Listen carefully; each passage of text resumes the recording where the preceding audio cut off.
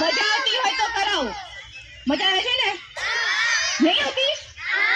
ચલો હવે બીજી ક્રિયા કરાવું છું. ચલો હવે હાઈ ફાઈ કોને કરતા આવડે છે? બધાને આવડે છે, બરાબર? શું કરવાનું છે?